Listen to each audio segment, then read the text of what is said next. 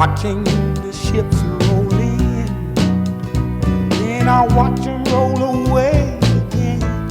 Yeah. I'm sitting on the dock of the bay, watching the tide roll away.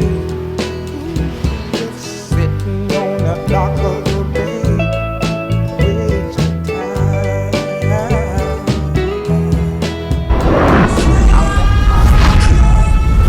Maritime Matters is brought to you live by Bahamas Maritime Connection. What is maritime? Maritime, simply put, relates to navigation or commerce on the high seas.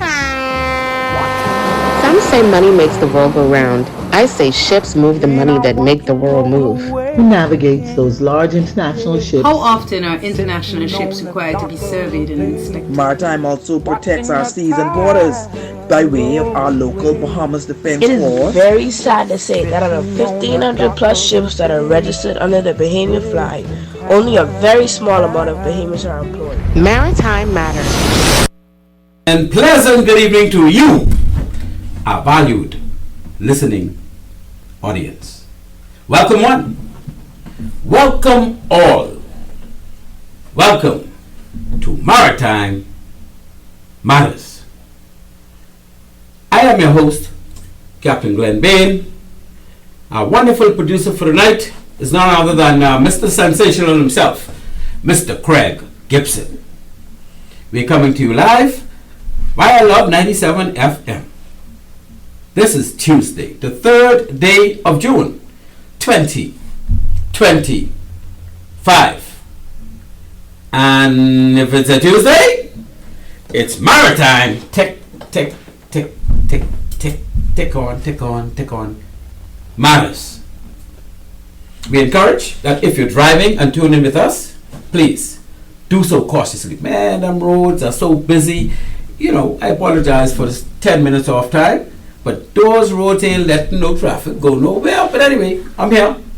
And we're going to keep moving on. So you drive cautiously and ensure to take your time in getting wherever it is you are trying to get safely. As the saying goes, drive to arrive alive. Our sponsors for tonight's show, of course, One-on-One Pharmacy, and also up there in Freeport Island Care Pharmacy. We also got Bahamas Maritime Connection Limited, bringing up the rear. Good night, Annie. Boy, look here, I talked to Annie a couple times. Annie say, oh, well, you know, get North Glen, the summer reaching, this and that, and the next. But she ain't complaining. She still go down before the sun come up, after the sun go down, and she get some fresh air. Boy, but in the meantime, I tell Annie, you need to be in air condition. If air condition break down, please let me know. I will have to get that fixed myself.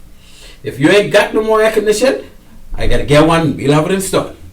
We got Lorraine and Margot and Vinice and oh Lord, and get killed again. Let all them girls know. You have to have your AC. As you all know, Anime is 92 years old now. Oh, Yvonne. Lord, Yvonne, don't kill me. 92 years old and going strong. And strong.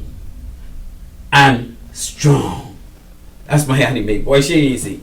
You are listening to Maritime Matters. And on this show, we talk maritime. Tonight, we're going to engage a subject that should be near and dear to the hearts of all organic Bahamians. The reality check of Haitian migration to our country. There's a world of history on this item, people, and tonight we dare to unwrap what has clandestinely been, that's it, clandestinely, do it sneakily, clandestinely been making its way to becoming our biggest national challenge. And some people call it a problem.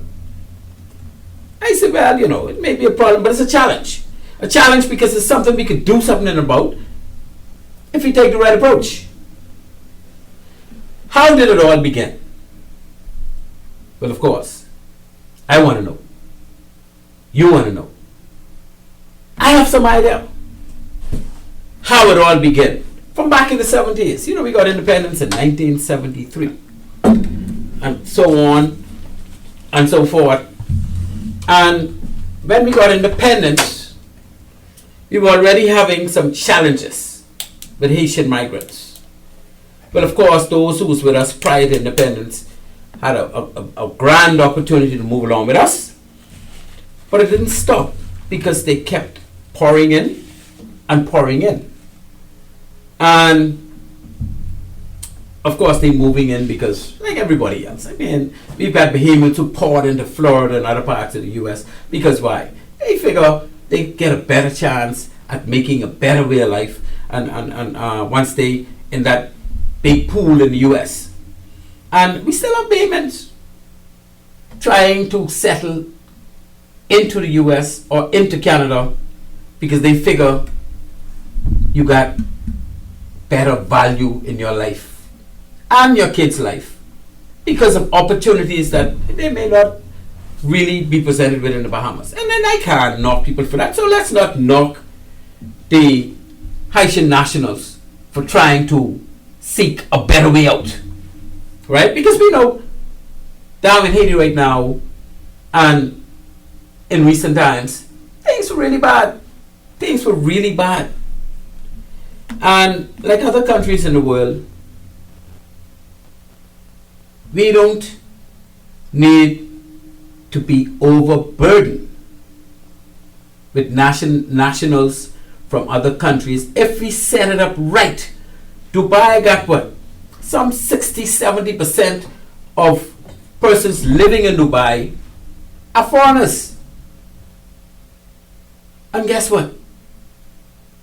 That's no problem for the citizens of Dubai. Look at Cayman Islands. A very similar situation. But guess what? That's no problem for the citizens of the Cayman Islands. Why? Because they have a system where their organic citizens are protected from infiltration of others. They're not just lashing out nationalities, passports, work permits. Yes, they give out a lot of work permits, but that's all you can get. Your children come there, well, they're with you. But they're not going to be citizens because they came there with you. Because they go into the schools. Because you're using the hospitals. And they don't have these rackets going on like we do in our country, where if the price is right, you go get your passport, although you're not a Bahamian citizen. And then we know what's going on. Come on, man, let's go a little bit of this. So how did it all begin? It began back in the day because the Bahamas, being a series of islands and being positioned very close to Florida, was a transit point for many Haitians to get into Florida. And it was also a better way of life in the Bahamas than it was in Haiti. They could have made money and send money back. Again, I don't blame them. And guess what? We can accommodate many of them if we do it right. So when they came, when the Haitians started to come from back in the day, because we have a lot of Bahamians who used to go to Haiti now. I want you all to get this thing mixed up.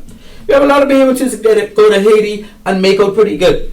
Because back when I was a little boy, well, let me go back to when my parents were children, right?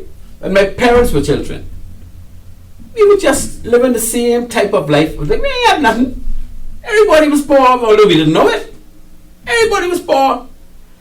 Nobody had no bunch of cars in the yard and 3-bed, 2-bath house. And no, everybody had their little house with their outside toilet. And children running around the yard playing marbles and playing this and playing that. And hopscotch in the road and jackstones on a little wooden porch which had the scrub. And we would walk everywhere. You catch jitney when you get downtown, basically, only because everybody was close to each other. We had no South Beach and Sea Breeze and out east and out west, and no, it wasn't none of that. So everybody you may have a TV in about 1 or every 5 houses in the neighborhood. And everybody, when they want to watch the game or they want to watch they come and look through the window and watch TV. And ain't nobody used to feel nothing by it. But ain't nobody had no cell phone, ain't nobody had no big antennas. Everybody walking around barefoot. So we ain't had nothing. And we didn't feel poor. So what's going on in some of these other countries today is what was going on in the Bahamas back then. But see, our kids don't know nothing about that. So our kids born, we all have 3-bed, 2-bath house. Some got 4-bed, 3-bath. Some get 5-bed. And we got houses. Let me tell you something. This country named the Bahamas is so rich. We have from the time I know the Bahamas, when I was a little toddler, to what it is today, we have gone leaps and bounds from the standard of living that we had then. And so that represents a lot of money. That represents a lot of tourist money. That represents a lot of drug money. That represents a lot of illegal smuggling money. I want you to know that we did a lot of things in this country to make this country what it is today. So the Haitians trying to get to the Bahamas for a better way of life, because a better way of life for them today, coming out of Haiti or coming out of their shanty towns in Nassau, is what we considered a better way of life back then. Most of us I was living in Rural Avenue, right? A lot of people living in other areas, called over the hill areas. Most of us have moved out into the South Beaches and the sea breezes and the Carmichael, Miller's Heights and Blair. We move out in these areas where we no longer have clapboard houses and 3 and 4 houses in one yard. And the neighbor come and ask, you ain't got no sugar, eh? Well, you all get any cream? And they want a little something, because, everybody don't have everything. And sometimes we go to that door, you get a lot. This is the way we lived. We lived as a community. We played as a community. Ain't none of us had nothing. But we didn't know. But now we done move away from that. And we move out of those areas, and mostly the Haitians who had less than us would move into the houses that we moved out of. And so those uptown areas are now highly infested with Haitian migrants, because the landlord wanted to continue collecting that $20 a week. That's what we used to pay, $20 a week. But of course they charge $100 a week now, and in some cases more for them same old club bottles with them run down and have outside toilet. But that's neither here nor there. And then of course the Haitians would have moved into communities where they basically went off the grid in areas where the regular person would never pass. We don't even know they them. And those areas would build up, because you get a lot of them who just still coming in and they can't even speak English, so they need to go where people speaking only Creole.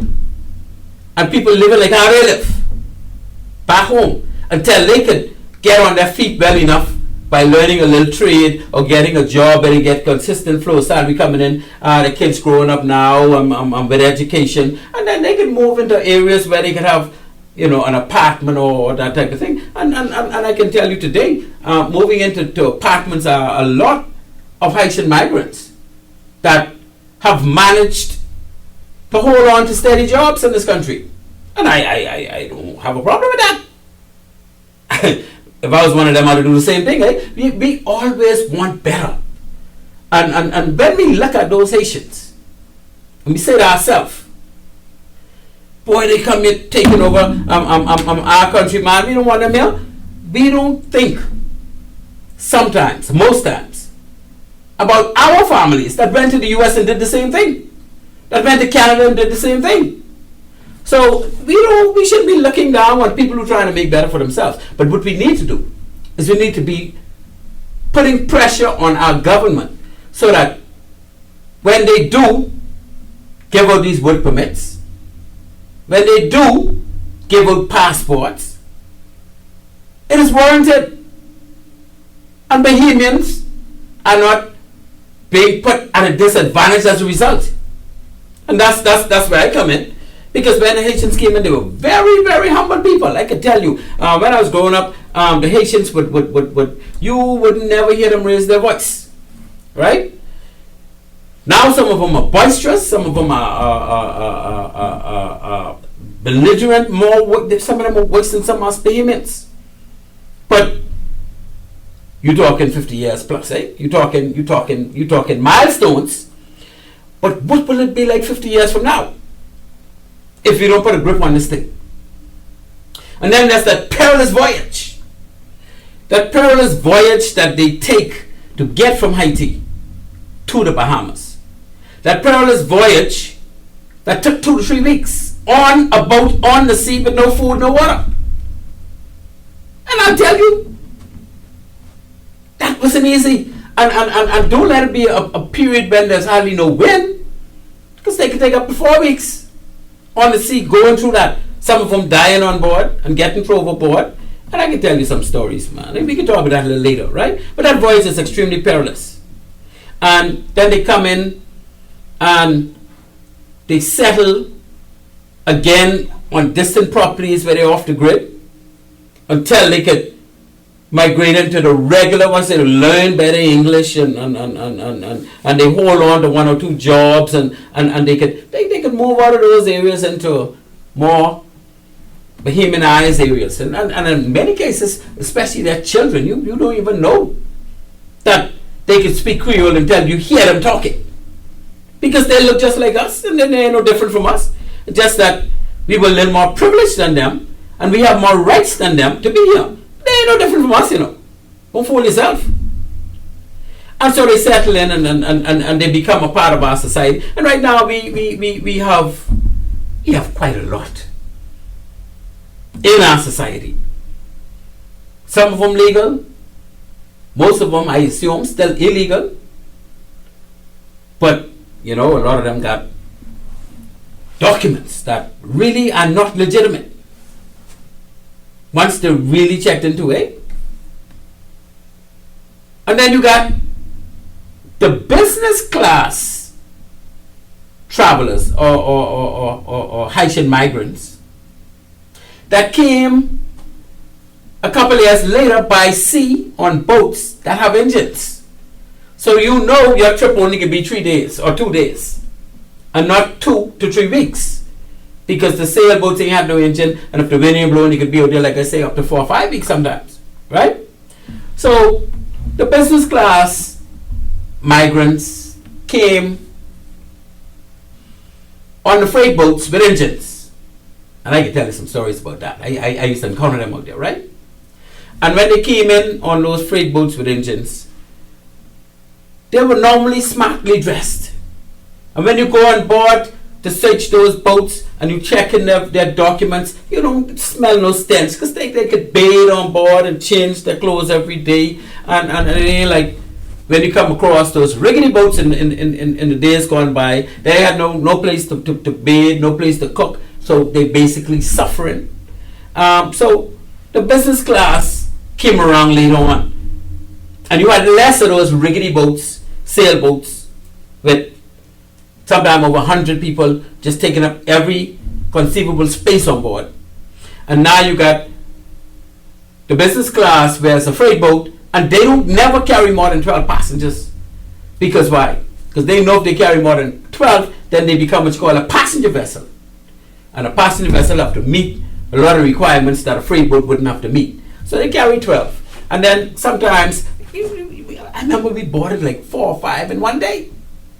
And all had like 12 passengers, all had brand new Haitian passports for these people. Now, I don't know if they was legit. And the bottom line is, I have to see what I can do. I can't say they're legit. So we used to let them come through. And then when you add up the numbers, I can tell you about that one later, right? But that's a business class era. And then now you got the first class package for Haitian migrant travelers. Once that price is right, and I understand some in the range of some $20,000 to $25,000 a head. get on Bahamas Air and they give you your passport, your Bahamian passport, before you leave Haiti. You got that in your hand, and in some cases you got your voter's card in your hand. Now this is what I'm understanding. I don't have no proof. I ain't trying to find none, but based on what we've been hearing, this is where the corruption has gone. It has gone to first class travel packages out of Haiti. Some of these people can't speak a word English, but they get a passport, a Bahamas passport and a Bahamas voter's card. Don't ask me how, don't ask me why, because we know what goes on in our country. And then, of course, I could tell you about a voice note a couple years back by a pilot of Bahamas Air. And he could have lied or he could have tell the truth. But the bottom line is, there has to be something behind these kind of things, eh? He was saying that he was taking a package when he go up with the plane, or when he go down to Haiti, and coming back up. That package had passports that some of the passengers that book on the flight have in their hand to clear immigration when you reach Nassau. And of course, they being channeled to certain immigration personnel, eh? So, again, the corruption is real. Then we had a recent voice note that tells us, and I don't know the accuracy of these things in some of these voice notes, but it's telling us, because I know the difference. It's up 900 a week. Haitian nationals coming in with Bahamas passports through the airport on Bahamas Air. Well, again, I don't work at the airport. I'm not an immigration officer. I'm not a passport official with the passport office. But we hearing these voice notes from prominent people. And I ain't nobody coming out and saying that ain't true. Unless some of y'all can call the night and say that ain't true. And then we ask, where is our current administration on it? Because it don't have to be government officials, you know. You gotta remember these areas have people who've been working there for a long time, and they could manipulate these systems without the minister even knowing. Because ministers come and ministers go. But some of these people have been here for decades. And they can work along with a small network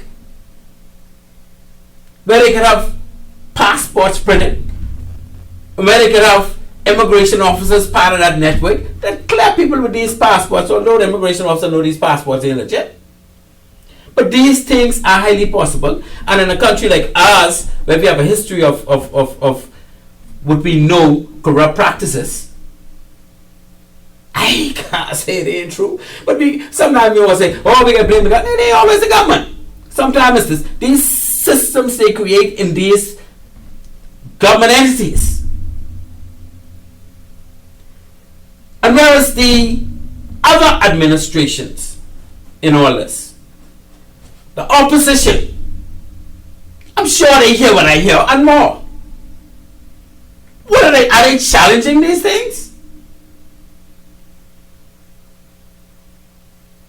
Some of them challenge them. Now we know Lincoln Bay, don't play with that. He's challenging everything he could think of, right? And I don't blame him. And he's right on point. But what about the other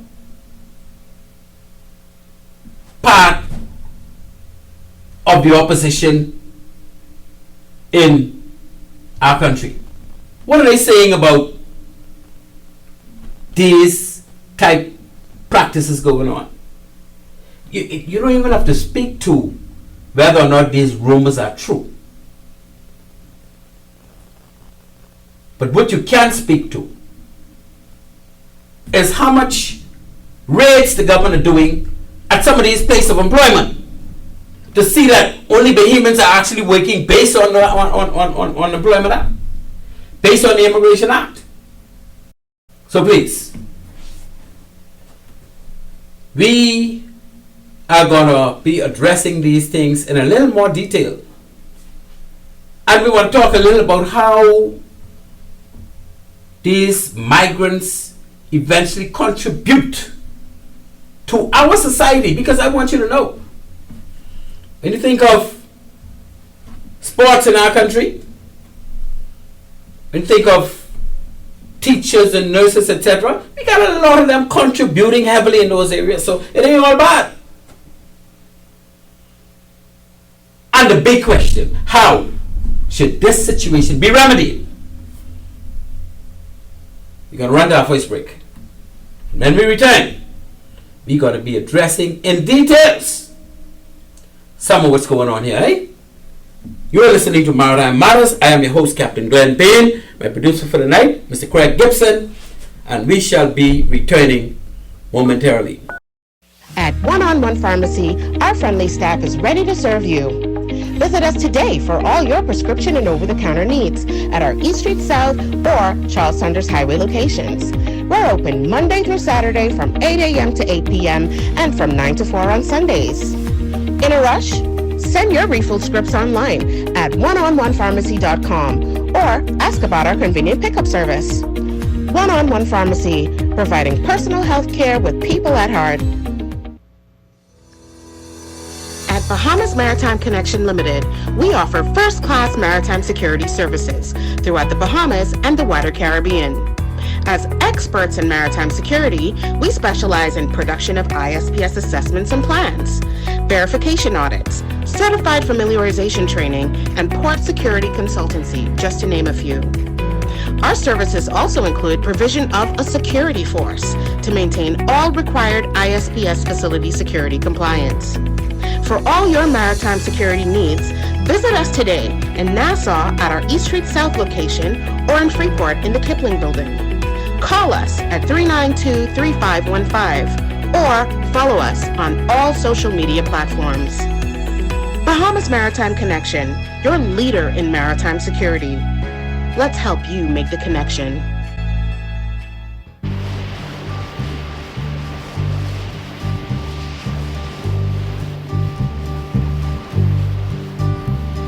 Sitting in the morning sun, I'll be sitting when the evening comes,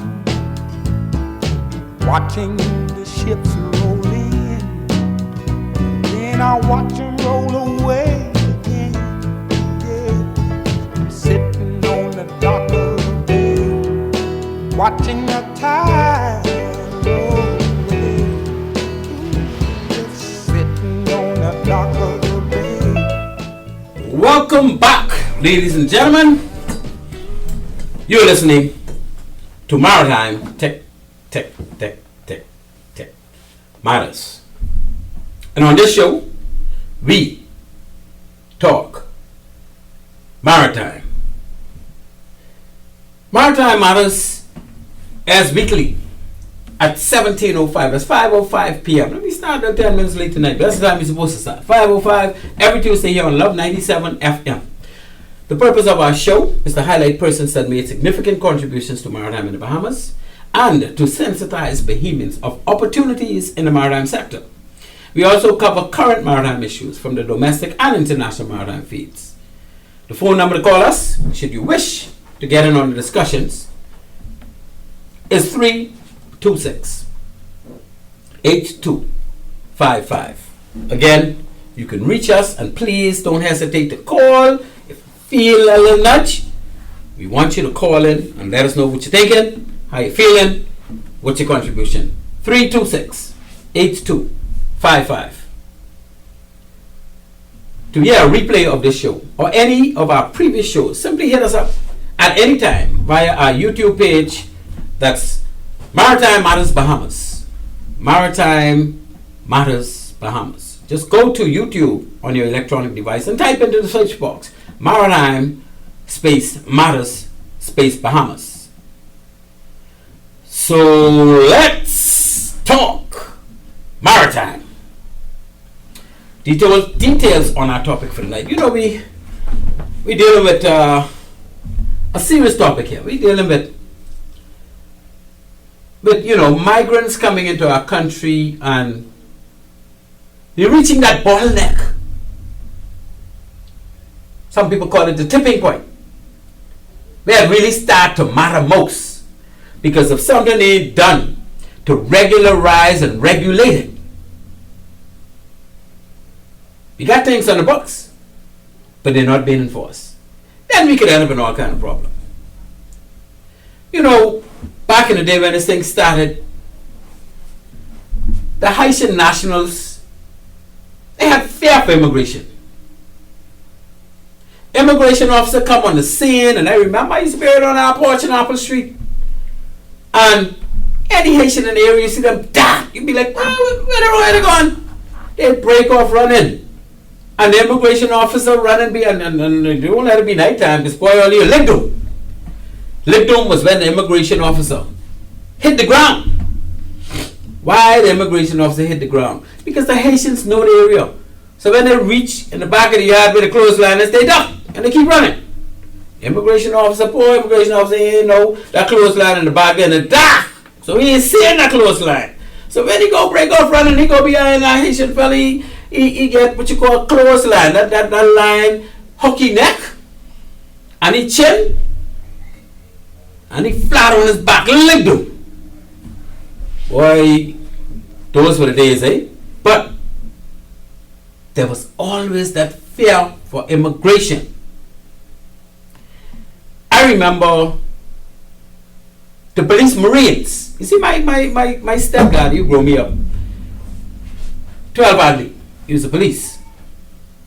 Edward Adley, I think he made it all the way up to assistant superintendent, but he was a sergeant for many years. He used to be the bodyguard of Sullivan Pinland for many years too.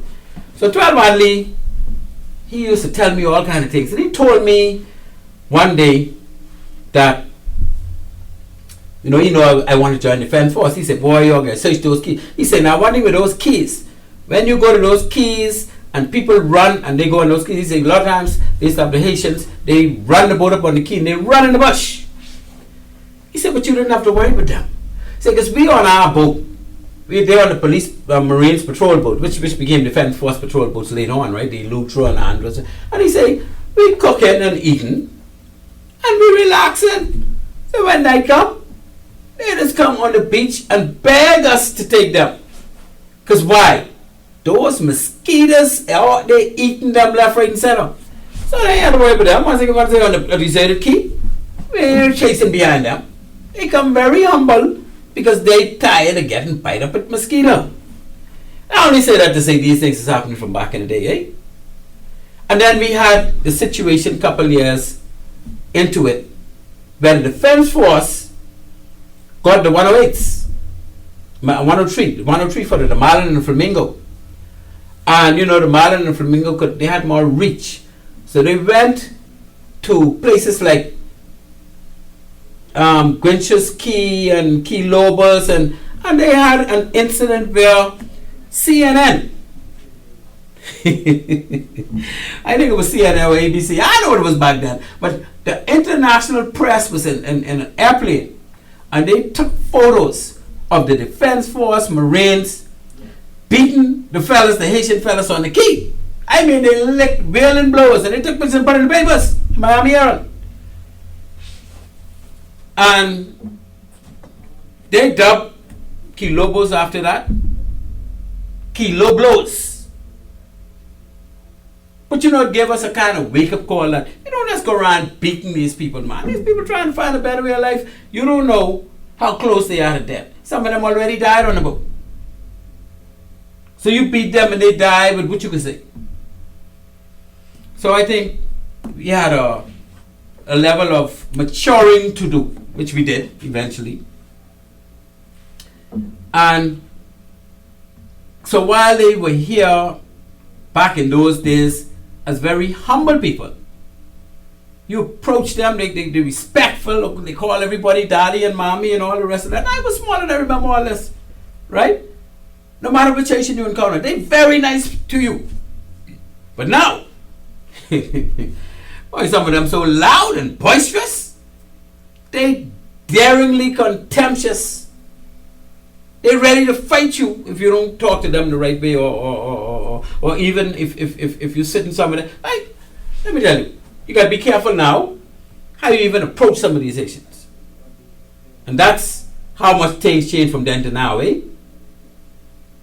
Back then they took on like all the low-end jobs, service jobs like weeding yard and housekeeping, cleaning house and this and that and that's basically the role we saw. I mean, this happened even in the US with black people who were slaves, eh?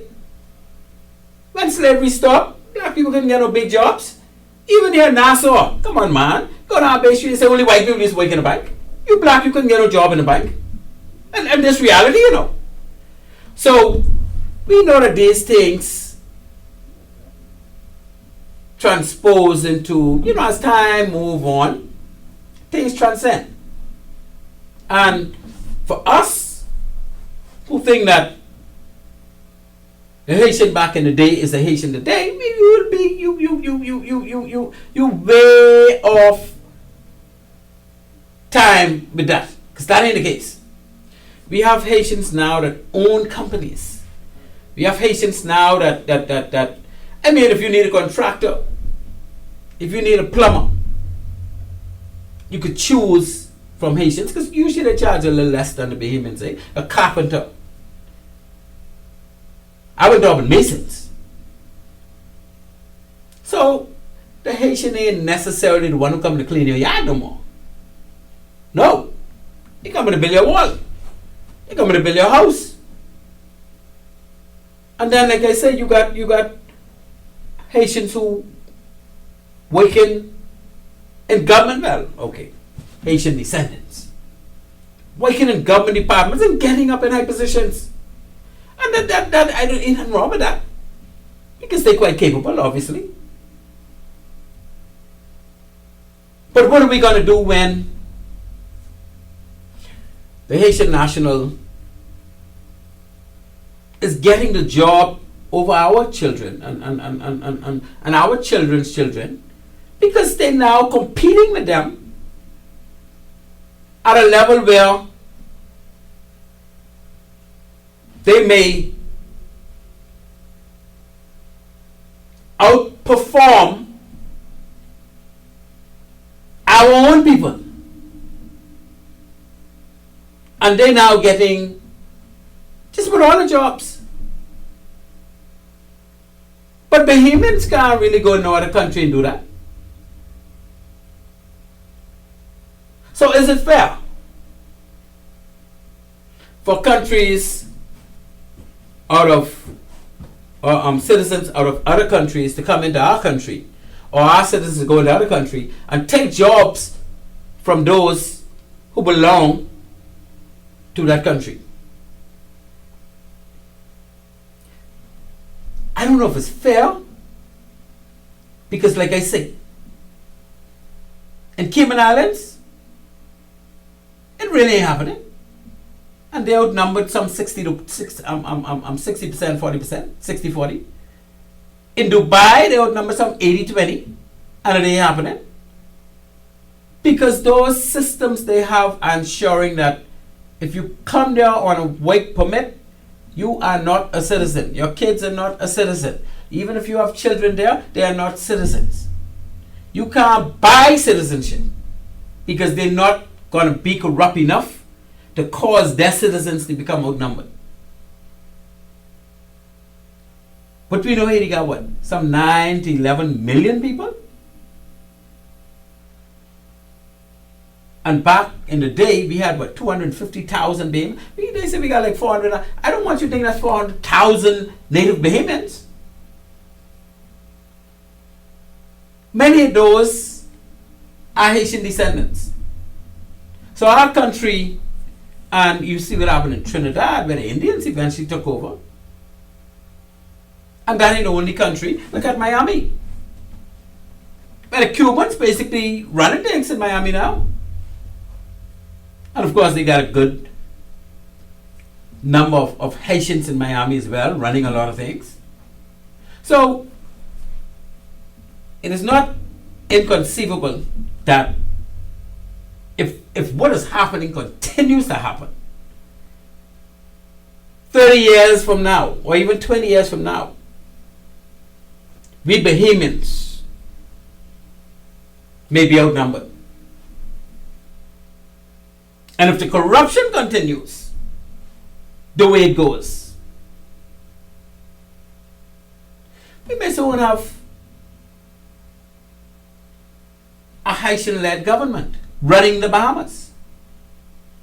And these are realities, people. I don't want you to think, oh, he just running on with what he think. No, these are realities. And it happened before. And our country is so small that if we don't get a grip on this, that bottleneck is going to squeeze and bite, and it's going to be too late. So, yes, the Haitians come in and they settle in distant properties until they are ready to move on. And the new ones go in those distant properties, or what we call shanty towns, until they're ready to move on. So it's a continuous thing. And I want you to know that the Haitian church is a big part of this, because they're trying to help the people. And could you blame them? They're trying to help the people, so they know when the people coming in, they go and they pick them up and they get them in the shanty towns. And they give and give until such time as they know this one ready to move out into society, that one ready to move out in society. So it's a scheme going on that works well in their favor. But the question is, what are the Bahamian authorities doing to curb this practice? Now, sometimes it's hard to be in authority, an officer in a particular branch, and when you try to do your job, your boss telling you don't worry about that, because your boss may be a Haitian descendant, or your boss may be collecting so much money from Haitian descendants to just let that one slide. And that's how our country is. But at some point we have to start calling this out. At some point we have to start taking a stand and sacrificing our career for the better good. It may be asking a lot, but if we don't do it, then we will all be lost and in a whirlwind where our Haitian government is running the Bahamas and we are subjected to what that government does, what that government says, how that government keep things going. And you know what they can do, eh? They can move their people up the chain. Just like how all governments do now. They move their people up the chain that they know supporting them. But anyway, I think I digress. We ain't need to get into all that because we don't know how far that go. We hope it don't go that far, right? So, that perilous voyage. That perilous voyage, again, people. You know, I could talk till the cows come home, they say. 326-8255. If you have a contribution, or if you just want to ask a question, or if you just want to say hello, please give Maritime Matters a call while we go through this hot issue. And that perilous voyage, and why we say that perilous voyage? Because this was back in the day. They don't do it as much now. And in recent times, I wouldn't say years, because, you know, as in recent times, we've hardly heard of a Haitian migrant boat that landed in South Beach area or landed somewhere along the south of Nassau, right? We didn't hear that for a while. And we have to give credit to the former Commodore King. Because I remember him telling me, Captain Bain, this could be a thing of the past. We can make sure that don't happen no more. And it didn't happen. So, kudos to you, Commodore Raymond King, retired, for living up to those words. So they started out traveling hundreds of miles by sea, because all of them came back in the 80s and 90s on the rickety boats. Those rickety boats didn't have any engines. The journey normally take them 2 to 3 weeks. They had no food during the process and no water. Why? because every conceivable space on board those rickety boats were occupied by human bodies. The boat only about 35, 40 foot long, and they got 70, 80 people on them. Sometimes 120, 150. Yeah, you see the people and can hardly see the boat. I don't know how they used to do it, but they used to do it, right? Because we came across it over and over again. So on one of my first voyages as a captain on a 60-foot Defense Force patrol boat, my deputy or my XO was Elvin Fowler. We encountered a migrant sloop along the Exuma Keys just when we were swinging around Norman's Key Spit to go down toward Stanley Key. We heard the crew saying, "Boy, you all smell that?"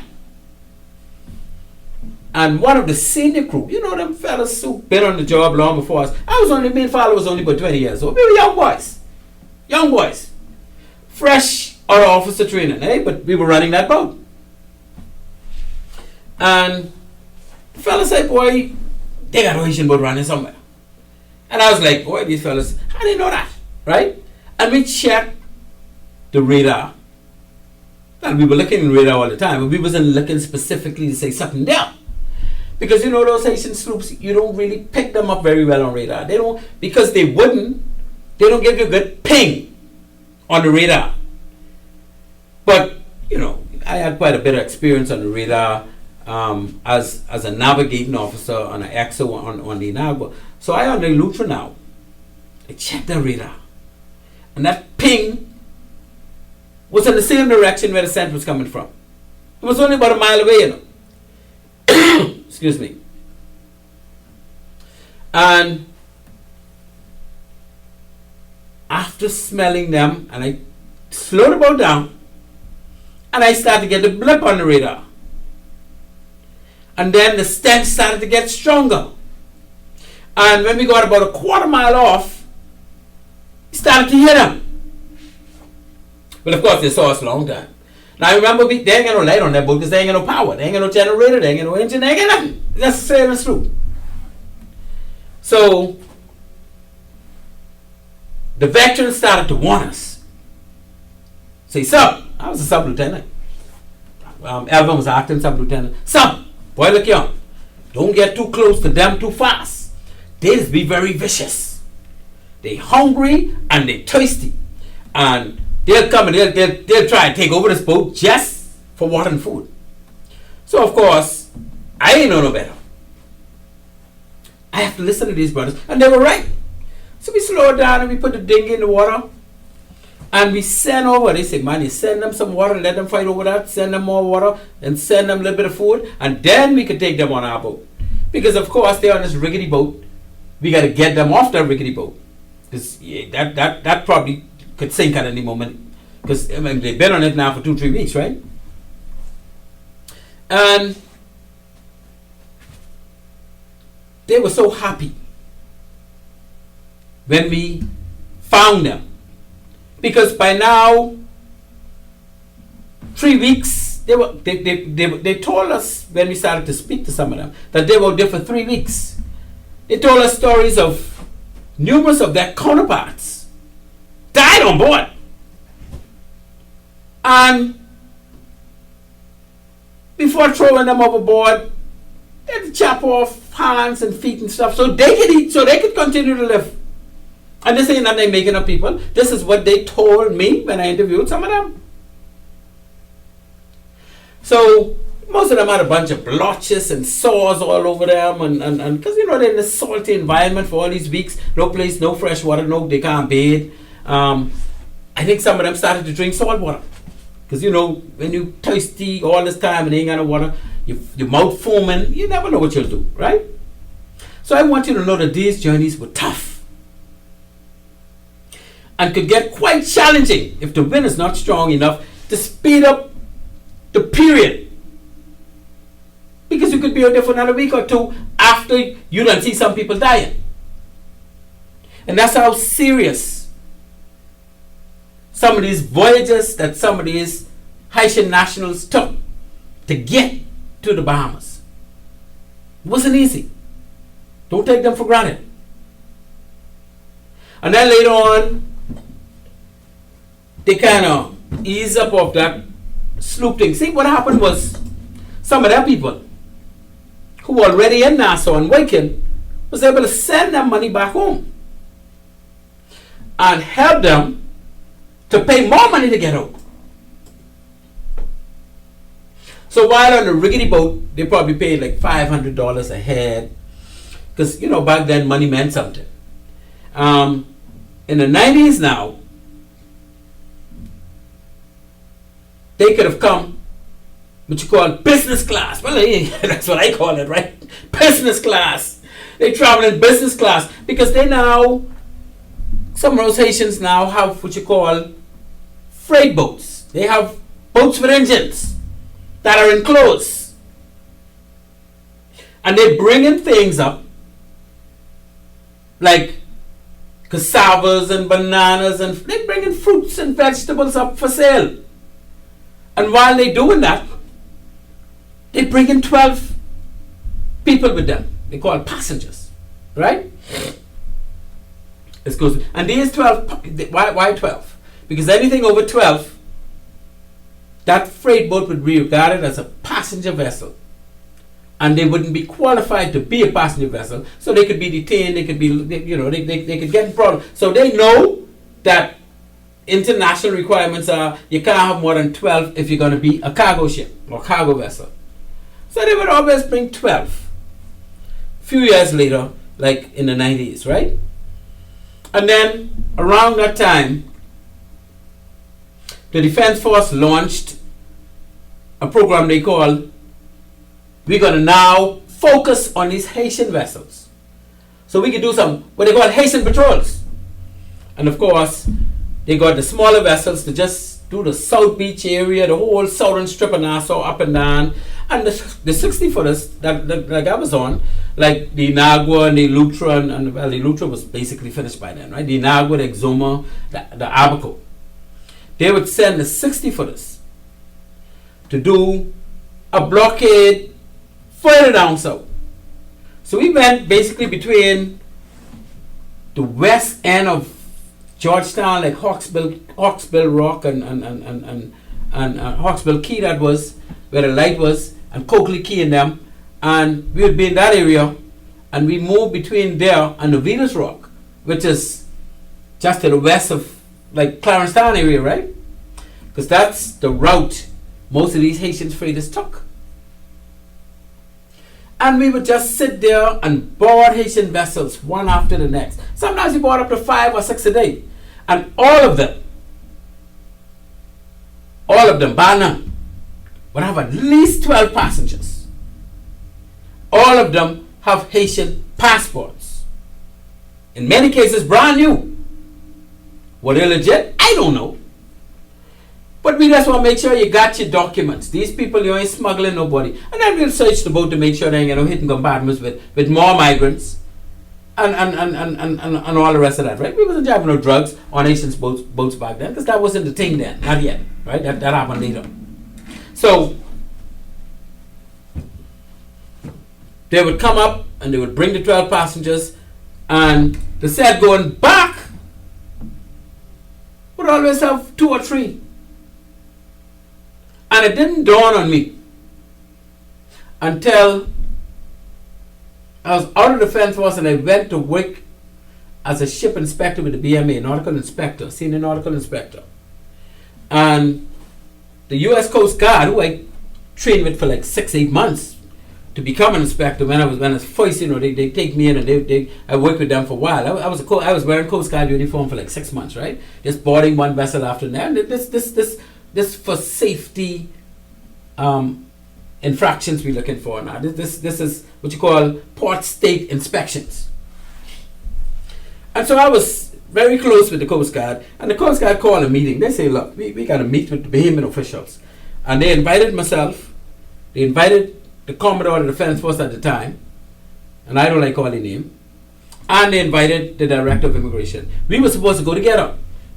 So the two of them flunk out, and I went by myself. And what they taught, what I learned in that meeting, they said, Captain Bain, let me tell you something. You may not be aware. Say, but what the Haitians are doing is they are smuggling now in a more sophisticated way. He said they were trying to do it in Miami before we stopped them from coming to Miami. They would bring 12 Haitians with passport as passengers. And when we want to know who the crew was, we would always tell them, go and drop anchor. And the 3 people or the 2 people on that boat that you see move to drop the anchor, the captain got the wheel, they would be the crew. Everybody else on board don't know nothing but boats. Say, but this was a one-way voyage.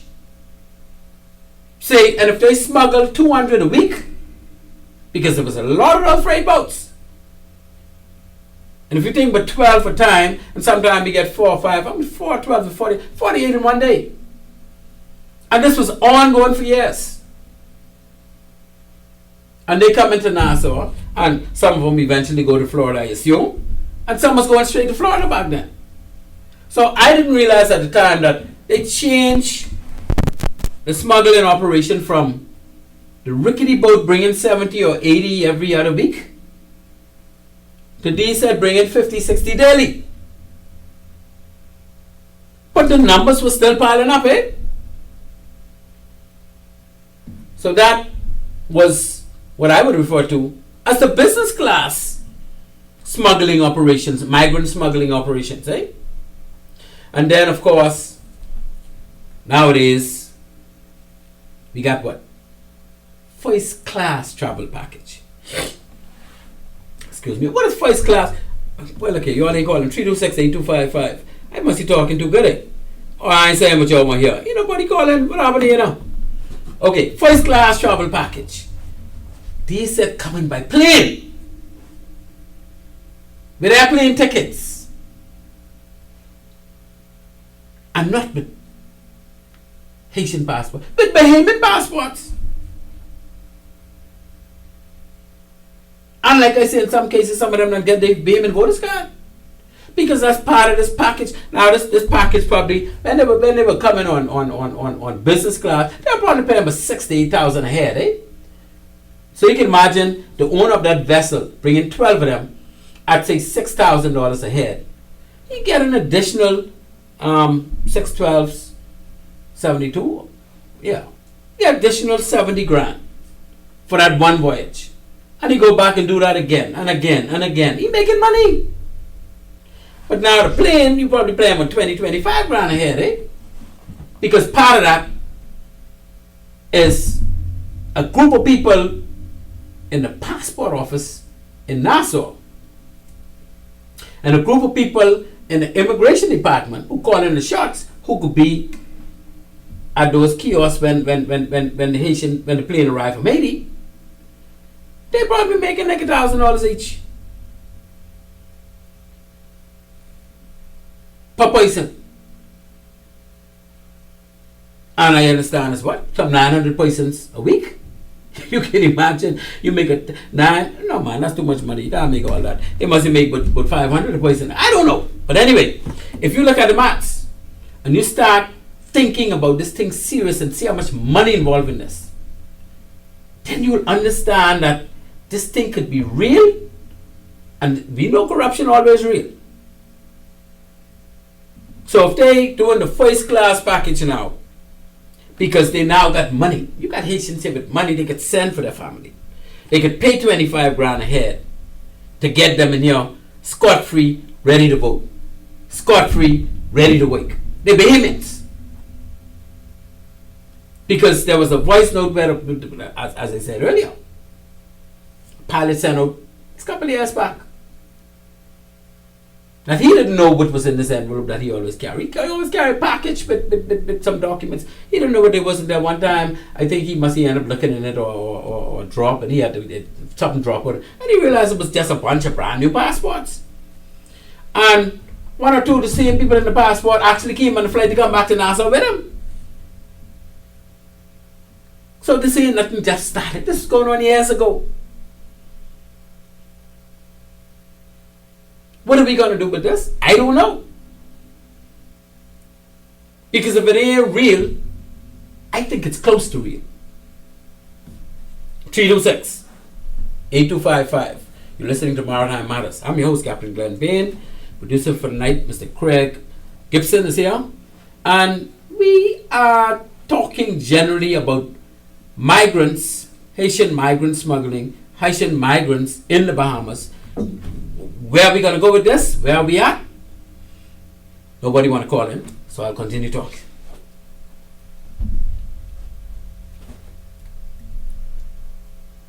We ask, since we only got 20 minutes left, where is our current administration in all this?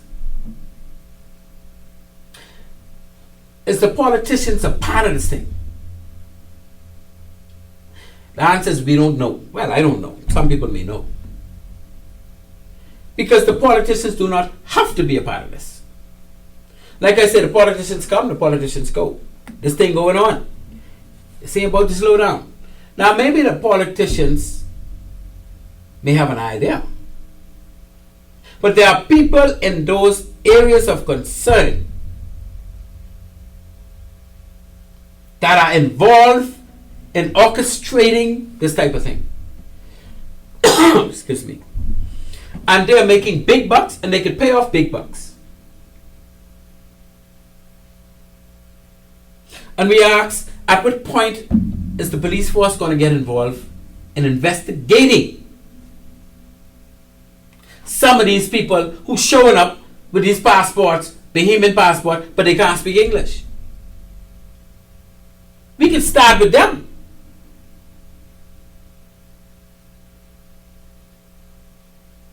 The immigration could start with going into these job sites, onto these job sites.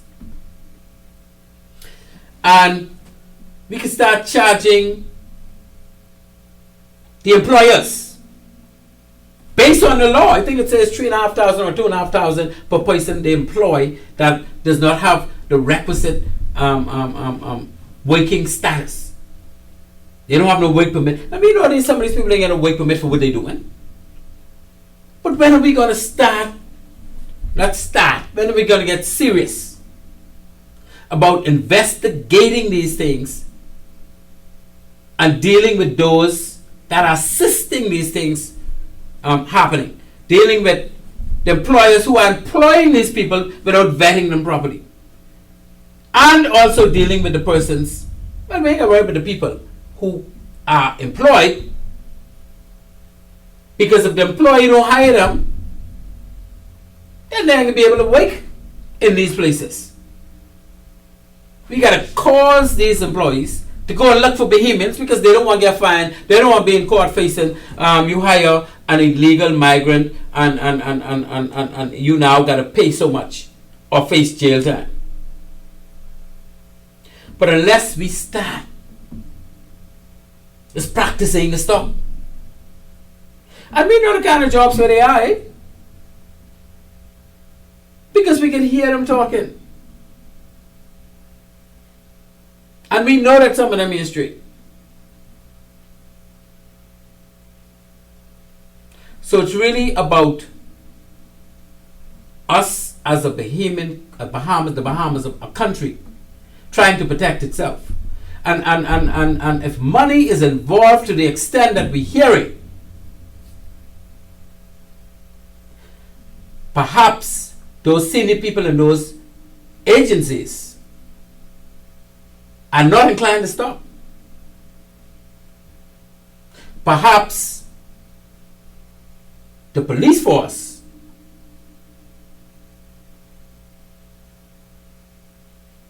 is not allowed to properly do their job because some of those persons in key places are receiving some of that funds. Perhaps the politician in some cases may be receiving some benefits from these things happening. What can be done? Is there anything that we, the people, can do? And I heard in the voice note, it said, we gotta hit the square. What you mean hit the square? A lot of young people don't know what hit the square means. Hit the square means we are humbly assembling in Rawson Square in protest to this specific matter, the immigration crisis. We want some investigations, and we want to hear about these investigations. We want some spot checks on these jobs, and we want to hear about these spot checks on these jobs.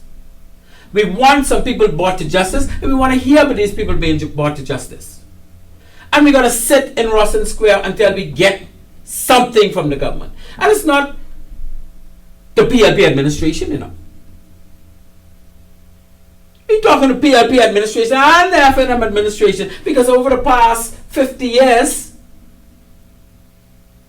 this thing developed. This ain't just happened over the past 4 years, over the past 9 years. Like, this thing was going on now for years, for decades. So whoever's the government of the day, be it PLP, be it FNM, be it COI, with that green one, the name, I don't even have them no more. DNA, whoever is the administration in the chair, we can hit the square and demand that they mobilize the police force to investigate these things, that they mobilize the immigration department to go on these job sites, that they mobilize investigators to go and check the records at the passport office, check the records at immigration where they give out work permits. And we hear very recently that the government is budgeting over $100 million, for giving out work permits. And the bulk of these work permits are going to be for Haitian migrants. The bulk. Because you know we got a lot of work permits given out to other entities for more sophisticated work. And these are the work that Bahamians can do and ain't getting.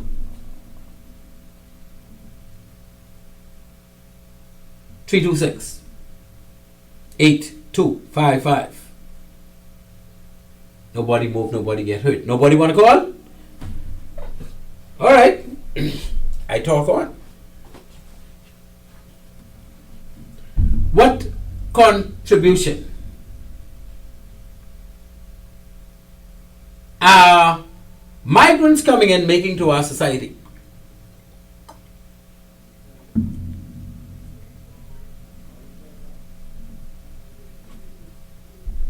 I think that the migrants blending into our community are doing a lot of good as well. And we'll talk about those good. Oh, we got a call on the line. Oh, thank goodness. Caller, welcome to Maritime Matters. Thank you so much for calling, my friend. Mr. Ben, how are you, sir? Top shape and getting better all the time, man. I just hope some Bahamians like yourself and me listening to you. Because right now, buddy, you got tears in my eye because I realize our country finished. And what you saying now, brother, you making not even $1 billion worth of sense. You making $1 trillion worth of sense. Everybody coming to this country, everybody gets locked up, everybody getting paid, and Bahamians still lost. Yeah, man, a lot of that has been going on over the years. And we as a country is really a sellout, you know. We selling our own self out. Man, my kids, your grandkids, my grandkids, we ain't got nothing. The fellas of them is go around with flag day in our country. Yeah, but you can flag day in my country. And the rest of it. Yeah, but I'm not sure I have a problem with people having flag day in our country, you know. But when we have our politicians attending them. Yes. You know, that's a strong message. Yeah, it is. Now, Mr. Ben, I don't know you, but I was ever protecting What are you making sense? You're the first one I hear on any talk show, far as I concerned, and I was listening to you for a while. You ain't making sense. And if we don't grab this baton right now and run with this, we can still stay where exactly where we is. Lost. You're making $1 trillion worth of friends, my friend. All the best to you in the future, man. Thank you so much for calling in, man, and thank you for listening to the show on a routine basis. Appreciate you. My pleasure. Thank you. Yes, ladies and gentlemen, that caller obviously, he's inspired. I mean, he wants something to be done. I want something to be done. I think most Bahamians want something to be done. But I think we just, I don't know, I don't want to call us slack, because we're slack. We just a tolerant bunch of people, eh? We tolerate everything. Everything getting sold from us. Our nationality getting sold from us. Our various government, what you call them, utility services, but Telco been gone, eh? Or is it BTC? BTC been gone. Now, we see BPL being split up in different sectors and going private. It wasn't popular to us say, oh, BPL gone private. But based on what we're seeing, if you outsource the grid and then you outsource the fuel supply and then you have people dealing with getting the fuel in here and putting a plan in place to process the LNG use. What is BPL staff going to be doing now? Because they're in charge of the grid. What they're always in the grid. You know what the grid is. The grid is what all of the telephone poles and all the lines and the street lights and how they hook up to our homes and this and that. That's the grid. That's what BPL deal with, eh? They deal with billing, meters. They outsourcing all them things, you know. BPL used to take on fuel, I remember. And this even on the agenda, eh? But you only want call. So I just got to get into other things. That call and say how we sell out everything. BPL used to take fuel from different sources of oil majors. They had a contract with Shell. Then for the next couple of years, they'll switch and they'll have a contract with Esso. Then for the next couple of years, they'll switch and they'll go to Texaco. And they used to rotate. And now, things are changing to the extent where even you could be dealing with diesel and gas and stuff no more like how they do it. They're now saying we're going to go to LNG. And only one entity is going to be responsible for bringing in LNG, because now the LNG ship would bring it in liquid form. That got to now be broken down to vapor so that it can be used in those machinery that they're going to be providing us power with. And those machinery that they're going to be providing us power with have to, the process to break down that LNG from fuel to vapor, have to have a plant to process them. And we're hearing that plant costs some $200 million. And we go into a plant, we're going to find $200 million to put in a plant for fossil fuel, LNG, which is a lower rating fossil fuel than what they use with the diesel and bunker C in them, right? But it's still fossil fuel that will be outdated in 2045. So in 25 years, that plant ain't going to be no more use. But you put $200 million in that. And then you can still have to go to solar. Because you can't put no more carbon emissions in there. And only solar could give you that. Or windmill, and in this country we ain't need no windmill, and we got all the sunshine all year round. So you still end up going to solar, getting rid of that plant, getting rid of all the machinery, And now you still got to come to us and say, well, okay, we won't put some panels on your roof. You could feed to the grid. We'll pay you more money. This and that. If anyway, I really going off topic. Let's go back to where we are, man. The contribution to society by migrants coming into this country. Now we know, all of us who really know about sports in this country. We know that a large part of our success in sports is now coming by way of the assistance of offsprings of some of those migrants. I've seen it in volleyball. We all seen it in track and field. We see it in soccer.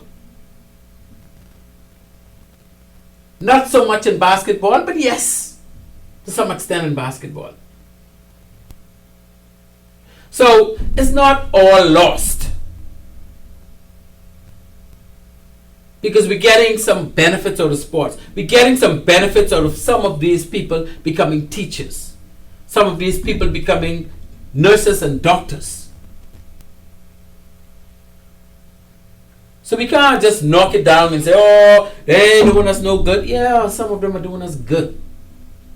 And we encourage that. But the country can only hold so much in the workforce. And when the migrants are being chosen over our official Bahamian offsprings, we need to think twice. Because if that continues, the day will come when we are highly outnumbered and we can hardly find a job. We might have to leave our country to go battle some other migrants to try and get a job. We shouldn't have to be faced with that. But we like money so much that we may allow our country to come to that. But what are you doing about it? What am I doing about it? What can we do about it? How should this situation be remedied? Again, we got to take to the square. We got to protest against whichever government is in the chair. We don't got to wait for no election. Oh, we can get rid of them. Get rid of them, and then who come in and what about them? You can get rid of them too, and you keep getting rid of them, and your problem ain't never solved. No. While they in the chair, we can hit the square and make sure investigations are being carried out. And we can be in the square until they tell us what's going on. We can be in the square until jobs, sites are being checked out by groups of authorities. We want to know that a group of immigration officers go to some of these job sites, check the documents of the employers to see who they have employed, check to see if those employers have on file a copy of the Bahamian status for those workers. Check the workers, make sure get their IDs. And in cases where these employers need to go to court, because the Act states quite vividly that if you hire a person without status, you could be fined up to, I think it's $2,500 per time, or faced with some 6 months in jail. I know it's there. I read it. I had it on one of my other shows. I ain't got it with me now, but I can tell you the penalty is stiff enough that if the enforcers do a little bit of enforcement, we will see a huge change in the way these people are being hired left, right, and center in this country. And that doesn't only go to the Haitian offsprings or Haitian people descended from Haiti. It also goes to those that in those homes in Life at Key, who are caretakers. They don't work in Atlantis to clean rooms and take it. But why they could do it out life at Key, and we got Bahamians who could do those jobs. Why they could do it, some of these jobs at a perfect day at Coco Key, and we got Bahamians who could do those jobs. Stirrup Key, and I understand a contingent that's been down there and caused a lot of ruckus, and caused them at Stirrup Key to now look at themselves and start making changes. What about the rest of private islands? And you know we need to get up. Anyway, we flash out of time. I ain't got no further. We start late. We can't end late. Ladies and gentlemen, you have been listening to Maritime Matters. I am your host, Captain Glenn Bain. Nobody wanted to call in tonight. I got a good caller, one caller. And I thank him so much for calling and putting a little break in what they're trying to do, because that's what I needed. My producer for the night, of course, Mr. Extraordinaire, Mr. Craig Gibson.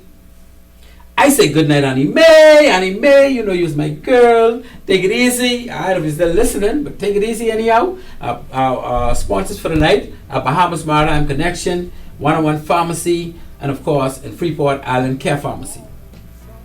I say thank you to the listening audience for continuing to listen to Maritime Matters. You may not call, but I know you all can call me later.